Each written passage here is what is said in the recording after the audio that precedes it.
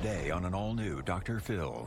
The masseur facing sexual assault allegations. Why'd you get under the table? The table during a massage? Yeah. A paying client or a woman I met in my personal life? There's a difference. You ran an ad that clients could be fully nude without a drape, that clients would be allowed to massage you. That is all 100% the scope of practice of the Massage Code of Ethics. Do you seriously expect me to believe what you're saying? Believe which part is that? And We sent Terry to take a polygraph test. Did you deliberately touch while performing a massage on Julia? You answered both questions. And your answer was? No. The polygraph results reveal. Today's going to be a changing day in your life. You've never had anybody working harder to bring you to the threshold of change than right now.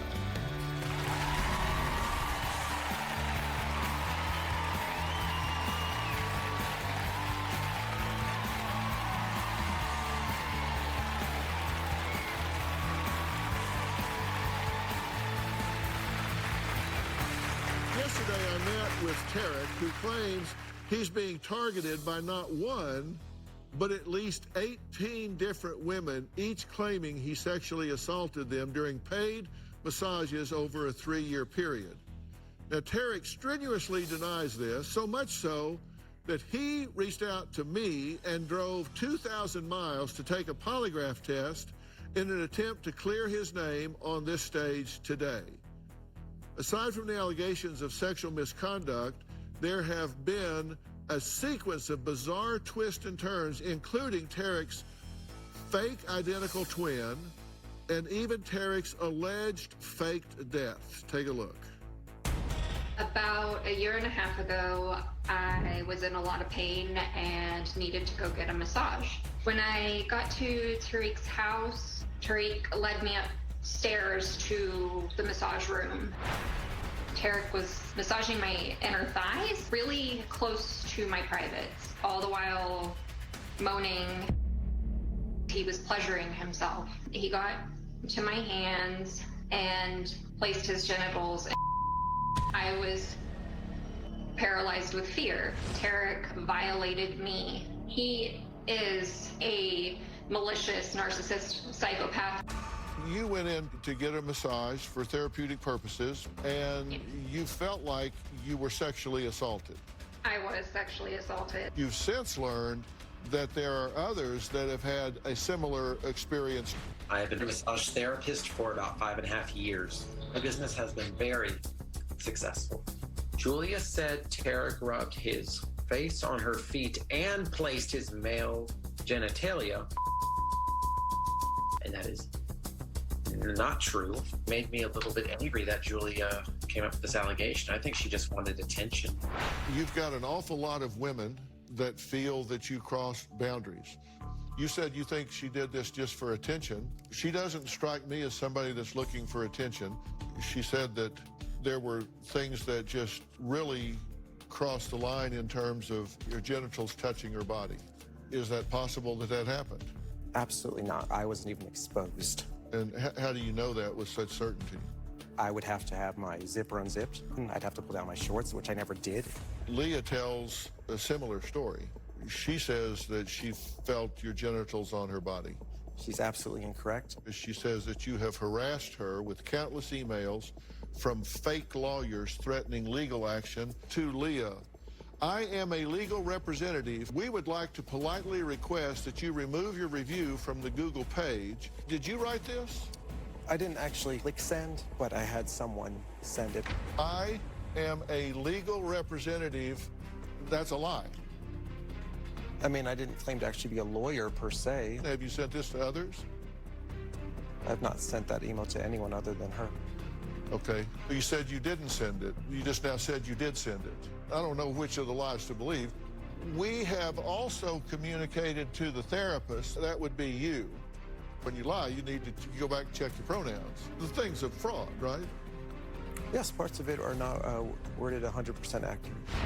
The twin picture was intended to be a complete sarcastic joke. I just completely fabricated a photo of two of me and lied. I have a twin, he's the horny one of us may be dead. You invent this twin and say, he's the horny one. Well, if I did have a twin, he'd be the horny one, because I'm not over-sexualized. I did not expect anyone to believe this by any means. I'm not a pathological liar. Define that for me. What is a pathological liar? Someone who relentlessly lies, believes their lies. The way you use the term, it does seem to kind of fit. I absolutely did not take my own death. No. My brother told me that he had a mutual friend commit suicide. He may have posted on social media about it. Obviously, he has the same last name as me. Your explanation for that was you have a brother who has a friend that died. There's a fake obituary, not of your brother's friend, but of you, Tarek. That's you. I think that someone else made that. Where were you trained in massage? Did you go to a school? Yes. And had hands-on training? Yes.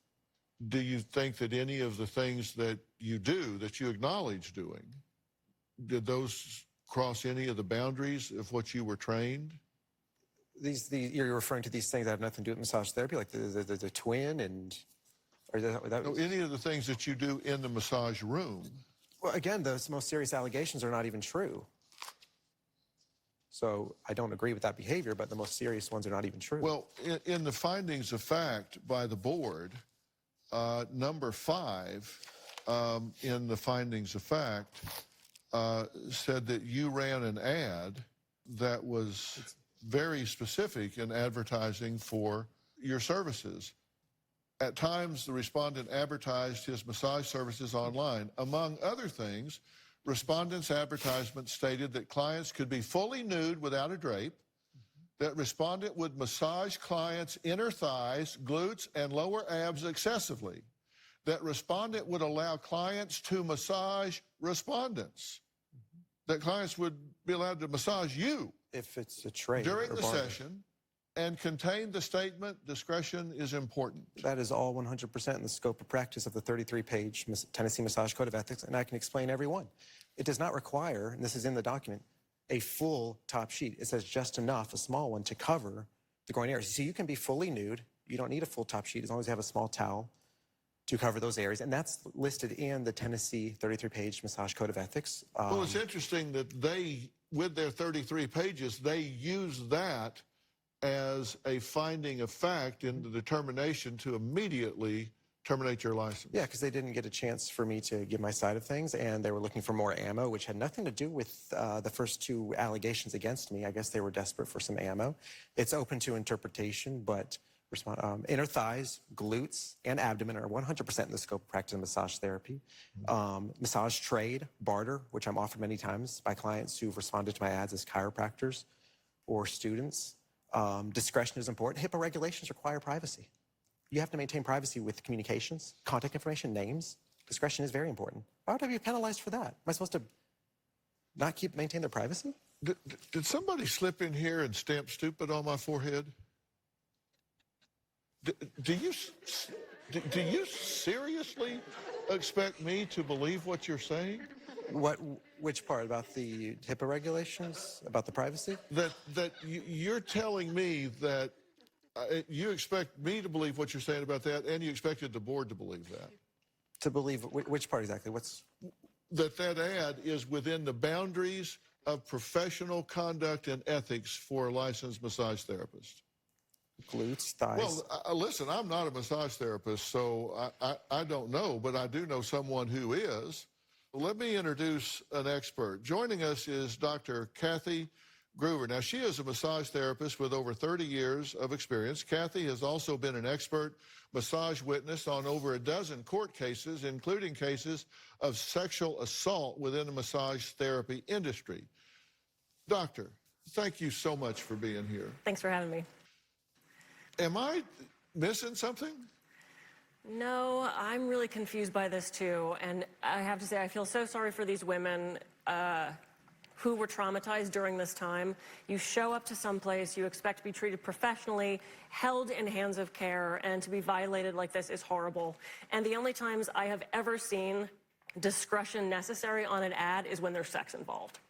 And for legitimate massage therapists like myself who don't want that to be happening. Stuff like this drives me crazy.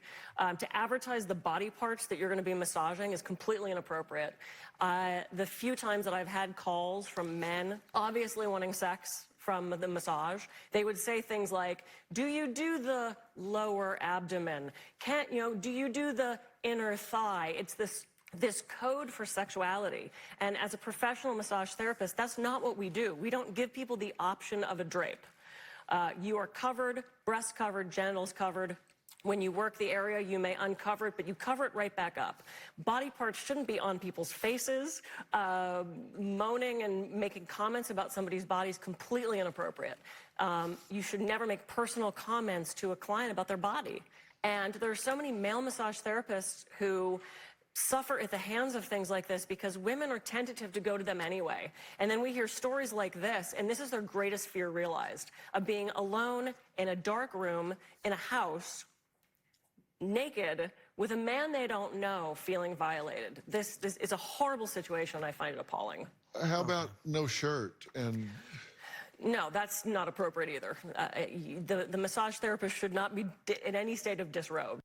Now, I didn't want to say this, and I don't want to make it sound like I'm making excuses. I just want to acknowledge that I do have a social disorder, and sometimes it causes me to say things without thinking or misjudge certain boundaries. But I can learn from experience, and I can learn from being told, and I would appreciate if people had some faith in me to learn. And I'm sorry that I lack common sense as a result of my mild form of autism, but these are things that can be corrected and learned from. I hope so. Why'd you get under the table? Okay, she was face down the whole time. Her breasts were not exposed. I don't massage breast. I massage the side back. According to her, you didn't massage them, but you touched them. And later, I shared Tarek's videotape interview with a team of world-class body language and human behavior experts. You can't hide your body language.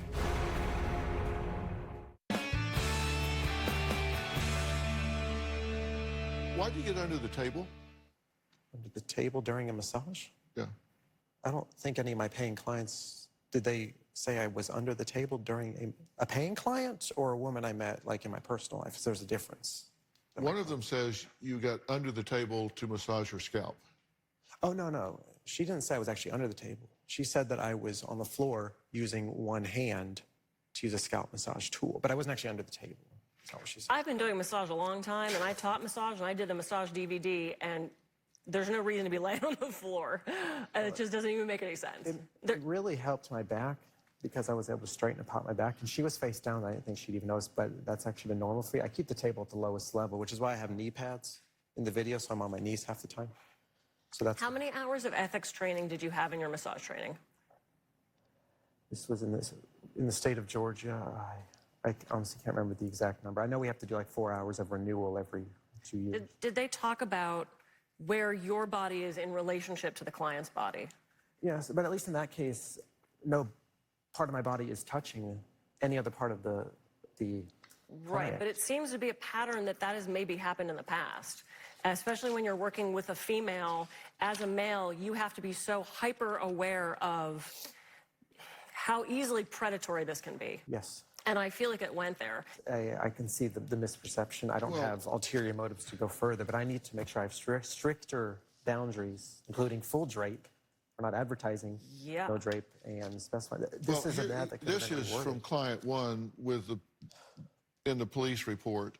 This was November of 17. Respondent massaged the female client, client one. Client one requested a drape, but respondent failed to provide one. And as a result, client one was massaged undraped in her bra and underwear. I can already correct. There's a small misunderstanding. Would that be appropriate at any time? No. There is a misunderstanding with that, though. Respondent engaged in sexualizing and unprofessional behavior with the client, including asking client one whether she had been kissed on her feet, and by asking client one to tell him about that experience, and by getting under the massage table while touching or working on the client's feet. So many boundaries, Dr. Phil, so many boundaries that are not met during that. It's helter-skelter here. I mean, well, and if somebody wants to stay, I have always said to clients, disrobe to your level of comfort. It is preferable for us to have the client fully nude under the drape. Easier to get to the low back, easier to get to the hips, the glutes. It's better for therapeutic purposes. If somebody is comfortable leaving their panties on or their bra on, we're not going to argue with them on that. Our job as a massage therapist is the comfort, the care, and the health of the person that's on our table. You're not following that guideline. Come on. Yes. You say you want to have some insight here. That's why I said have an open mind going into this. Learn from this situation. Yes, there are clearly much stricter boundaries. Like, this is my very first complaint ever years back, and this is something to absolutely be learned from. I have to be careful what I say, what I ask. Well, there was one a year later. It said respondent touched client 2's breast. Respondent removed his own shirt. Respondent lay down on the floor while massaging client 2's scalp. Respondent touched his genitals. She's wrong about the last You're on the part. floor again. That is the one.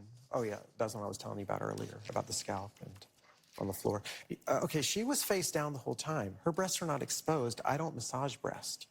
I massage the side back. According to her, you didn't massage them, but you touched them.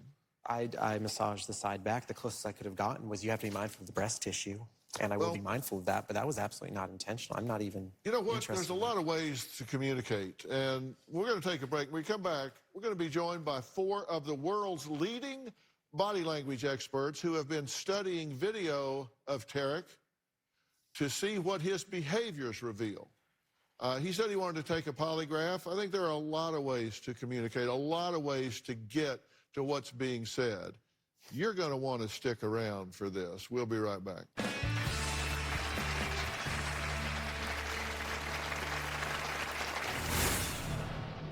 I see indicators of disgust from the nose that you make, contempt that you show in the side of your mouth. And I can see you're under stress right now. And later, you asked to take a polygraph, so you answered no to both questions. John, what was the result?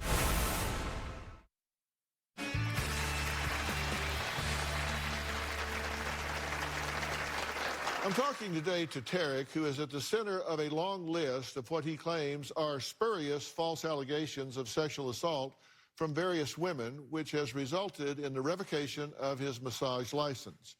Now, Tarek says he drove 2,000 miles to see me to prove his innocence. Now, I shared Tarek's videotape interview from the field shoot with a team of world-class body language and human behavior experts who have made some revealing observations. Now, please welcome human behavior analyst and co-creator of bodylanguagetactics.com, Scott Roush. Now, Scott has trained alongside the FBI, Secret Service, U.S. Military Intelligence, and Department of Defense. Expert in human behavior and body language and author of Truth and Lies, What People Are Really Thinking, Mark Bowden is Harvard-educated and president of the National Communication Coach Association of Canada.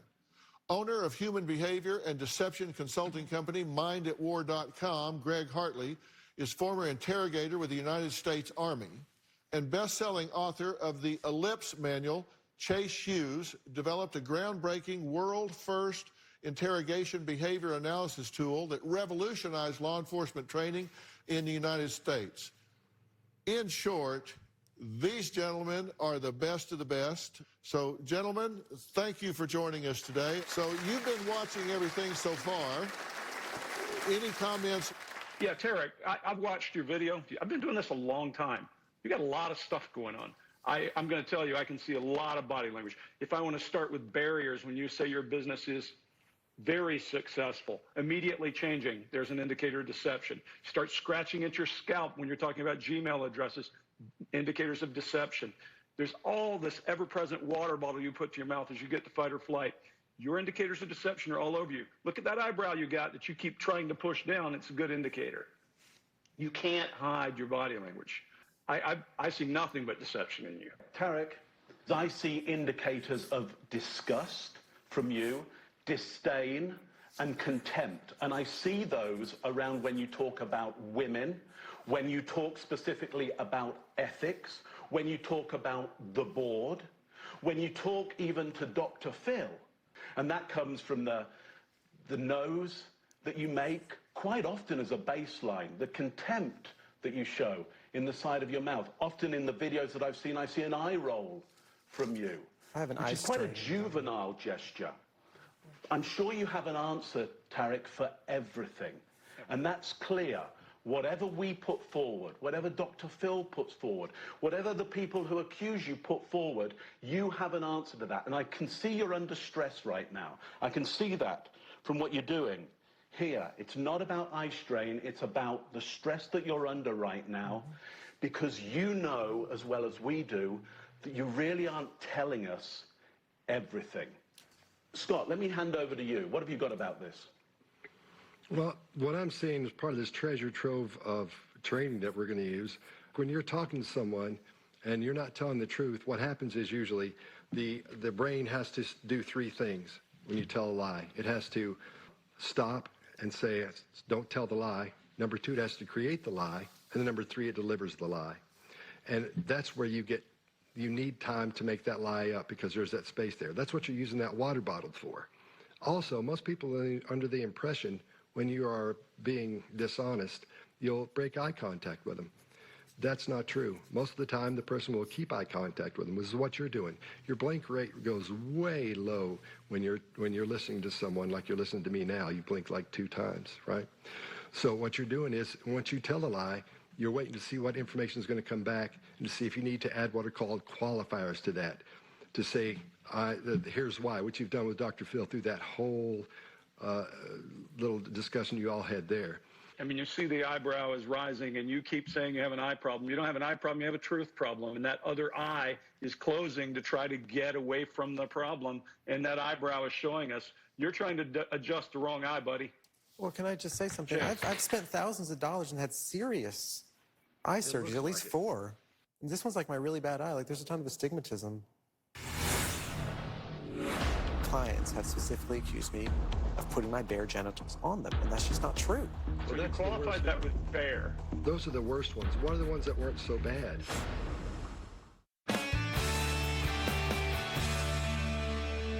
We're joined by 4 of the world's leading body language experts who have been studying video of Tarek. Anything you guys want to comment on first? Think carefully before you answer this. Is there any reason that evidence would have surfaced showing some of these things might have happened, maybe from a cell phone or other? And before you answer, you asked for help from Dr. Phil, and you're here for that. And if you made a mistake, that's okay, and that's something he can work with. But Yes. Nobody's perfect. Yes. And if you made a mistake and there's something there, let's bring it out. Yes. I mean, I'm not saying I'm 100% perfect or that I have the best ethics. I'll admit there's a lot of room for growth to maintain the highest level of professionalism above and beyond what the law says, above and beyond what the massage boards write. And I can do that. And I want help with that. I deny the worst allegations that I've received against me. I think 2 or even 3 clients have specifically accused me of putting my bare genitals on them. And that's just not true. It's just plain and simple. Those are the worst ones. What are the ones that weren't so bad that we can work through? Yes, those are things I need to learn from. Sometimes my Asperger's causes me to kind of misjudge boundaries. I might ask a question that you can get away with a friend or somebody you've known for a while. A new massage client, you have to be careful. Who told you that you were autistic? I was that you have diagnosed. Asperger's? I was diagnosed when I was 16 in February 2004. It was in high school. It was a high school diagnosis when I first found See, out. I don't think that's true either. But you don't think I was diagnosed in high school? I don't believe you were. You don't have any of the earmarks or hallmarks of someone with Asperger's at all. Not even a little bit. Everything you've shown us up to this point appears to be. Something is working in your head right now, because I see your mouth is dry and you're licking your lips and you're feeling the stress and you've got fight or flight starting. Well, gentlemen, that may be because I was just handed the document that he signed. Question 32 of the intake form was, have you ever been diagnosed with any mental illness or disorder? And his answer was no. Does it fall under that category, Asperger's? Does it fall into that category? Social, There you mental, go. You're emotional? marking facts. You're negotiating a question. It's You're just a question. distancing from the answer. Those are classic deception markers. Every time I listen to you, all I hear is deception, deception, deception. I'm sorry, I'm not I trying will to say play one thing semantics. that concerned us as a group, Dr. Phil's staff sent us an hour and a half long video to look through. The only time all 4 of us saw natural, truthful behavior and enjoyment was when you were discussing revenge or vengeance and how you had gotten back at another person. I'm sorry, I wasn't trying to play you see what you just did right there? See how your chin went down right there? And you started getting quiet? That tells us as well that something's not right here. Well, yeah, I'm sorry. I was a little confused with this. I mean, if the question specifically said if you've been diagnosed with a form of autism, I would have absolutely answered that. I wasn't even sure what that entailed. One of the first things I look for when I'm talking to someone I think might have autism, yes, I look for the movement in their eyebrows and their forehead. You've been Botox, so a lot of it is not working up. Is not working, but your eyebrows seem to be working. If you had a daughter, would you let her date you based on your current profile? Not based on just hearing that. Yeah, hell no.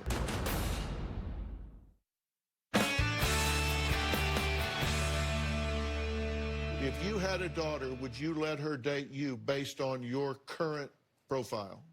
Not based on just hearing that. Yeah, hell no. What do you really think about women? What do you feel about women? Answer that for me. I like women. They should be respected. And? And feel safe around me, and many have been. In fact, almost all of my friends are female, and they've been shocked by these allegations. I'm like a brother to them. I've never even been... And what do you feel? What do you feel when somebody says they haven't felt safe around you? A woman says they haven't felt safe around you.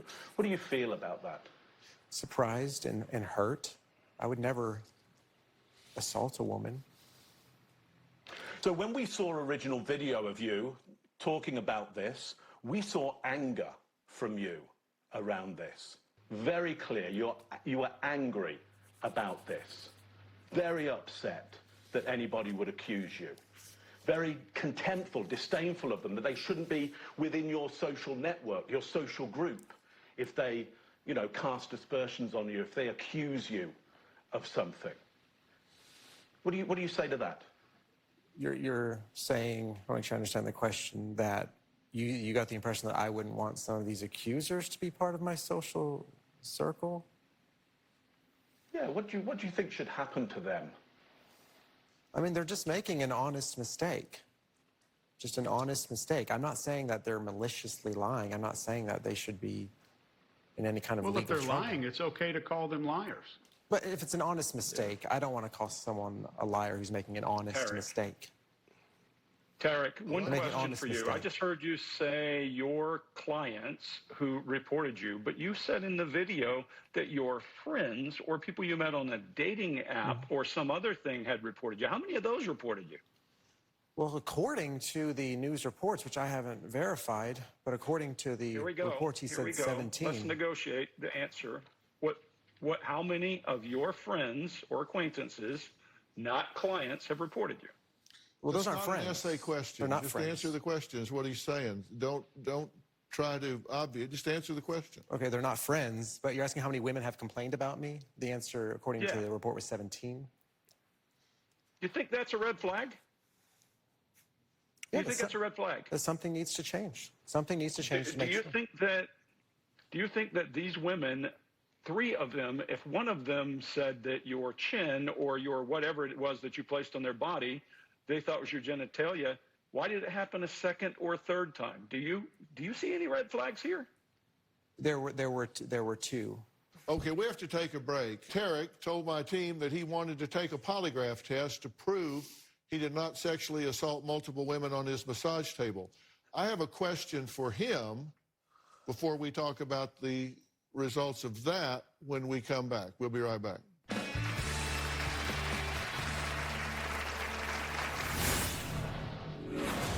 Do you want to know the results of that polygraph, or you think we should wrap this up and let you head back to Tennessee? Do you know the results?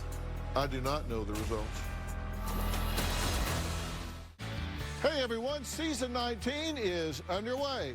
If you never made it to Hollywood to be a part of the studio audience, well, now it doesn't matter. If you're in Oklahoma, Georgia, Texas, New Jersey, or anywhere else in the world, now you can be a part of our virtual audience. All you need is a computer and an internet connection.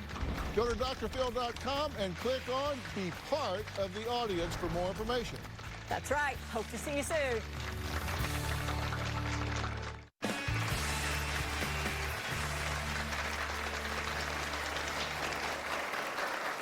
Julia claims Tarek inappropriately touched her during a 90-minute hot stone massage last year. But get this, Julia is one of as many as 18 other females, some dates, some clients, who also claim Tarek touched them inappropriately. Tarek says these allegations are false and that he is not a sexual predator. Well, here's what we know so far just based on the record. Up to 18 women, one man allegedly have reported similar sexual assault stories. There have been 10 911 calls made about you. At least 6 police reports have been filed. The police currently have open and active investigation about you. You are a walking encyclopedia of contradictory statements. The Tennessee license to perform massages has been revoked based on client testimony. According to the Tennessee Licensing Board, you've advertised for clients to come and be fully nude without drape, offering to massage inner thighs, glutes, lower abs excessively, and inviting clients to massage you back, stating discretion is important. Sexual activities with clients is prohibited by the board. There's been a hoax about a twin that you say is just a joke. There's been some story about some Tennessee lottery that you deny that you won. Alleged fake death story. We've had the 4 leading, in my opinion, the 4 leading body language experts on the globe who have observed your interview with us before now and your time here on the stage, who I believe if you said it was light and day and dark at night, they would rush outside to check. That you asked to take a polygraph. Do you want to know the results of that polygraph, or you think we should wrap this up and let you head back to Tennessee? Do you know the results? I do not know the results. Yes. I'd like to find out together. Joining me now is John Grogan. He is one of the most respected polygraph examiners in the country. He's conducted over 10,000 polygraph exams, and earlier this morning, he conducted a rigorous polygraph exam with Tarek. Thank you so much for joining us. John, you've done a lot of polygraph exams. Yep. There's a pre-interview that takes place where you define your terms. Yes. Very carefully, and to make sure that there's no confusion. Everybody understands what's meant when the questions are asked. Did you feel like you were treated fairly? Yes. Did you feel like he took his time with you and he was defined all the very terms? patient. Remember, he was very patient. He was very patient with you, and he defined all the terms, and you knew exactly what you were answering. You felt comfortable with that? Yes. So if it's a good result, then you'll be confident in it. If it's not a good result, you're not going to complain, well, you know, the room wasn't right, or he didn't treat me fair, or whatever. Good or bad, it is what it is. Yes, I'll respect the findings. All right. The question asked was, did you deliberately touch Julia during a massage with your genitals? And your answer was? No. The second question was, while performing a massage on Julia, did you intentionally touch her with your genitals? Answer was no. Answer was no. So you answered no to both questions. And John, what was the result? Major deception. Major deception. Numerically, he scored where? On a 7 to 7 scale, somewhere way past 12, probably near 20. Okay, so in order to have been non-deceptive, he would have been somewhere between 7 and 7, and he was like minus 20? True. This was not a close call. Correct. I'm very surprised to hear this. I don't know if there were I know there were a lot of concerns during the testing regarding how much water intake I had and sweat being produced and the timing, and I was told to do it that Now, before. wait a I don't minute. know. Wait a minute. I'm just Hold surprised. on. Before we went to the results, I said, do you have any concerns about the test, about the environment, about the way you were treated, about the room, about the circumstance? Yeah. If it says what you want it to say, you'll have confidence in it. If it doesn't, you will respect it. And you said, absolutely. Then you get the result you don't want. You say, well, water drinking and sweat production. And so now you want to negotiate the result. I'm just trying to figure it out. I'm just surprised. Yes, the room was fine. He was fine. Well, you didn't stay with your commitment for 45 seconds. Can I give you some advice? Please. You're a young man, and I think you're an intelligent young man. You're not as smart as you think you are, but I think you're an intelligent young man, and I'm being very sincere when I say this to you. You don't have to let this define you, but you need to get real with yourself, because let me tell you, there's a certain aspect, and I can't sit here and diagnose you. That would be unprofessional on my part. In order for me to do a diagnosis with you, I would need to do a battery of psychometric tests. I would need to do certain structured interviews. I would need to spend time with you. I would need to interview collaterals. I would need to do a lot of things to do a proper diagnosis of you. And I can't do that here, and I'm not going to do that here. You, in my opinion, have some mental illness issues in terms of personality disorders that you need to say, this is on my to-do list. What kind of help can I get to receive an accurate diagnosis? Well, that's the first step to know what I have. That's the first thing that needs to happen here. And look, we're in a pandemic right now, and I am prepared. There's a company that we control because my son founded it, and I'm involved in it, called Doctor on Demand. And it's a top telemedicine company in the country. And I'm willing to get you kick-started in that regard. I'll set up 10 sessions with somebody for you right now to start you down that road. Fair enough? Yes. Okay. John, thank you. Doctor? Thank you so much. Look, if you at home want to use your own Doctor on Demand, just go to Google Play Store or Apple Store and download the Doctor on Demand app. I want to thank all of my guests today, including body language experts, Scott Rouse, Mark Bowden, Greg Hartley, and Chase Hughes. You guys are great. Thank you so much for putting so much time and effort into this. These guys break down some of the most intriguing interviews that are out there, from politicians to crime, in the Behavioral Project. I'm a subscriber. You should be a subscriber. And it is really interesting to see what they do with things that are happening in our world today.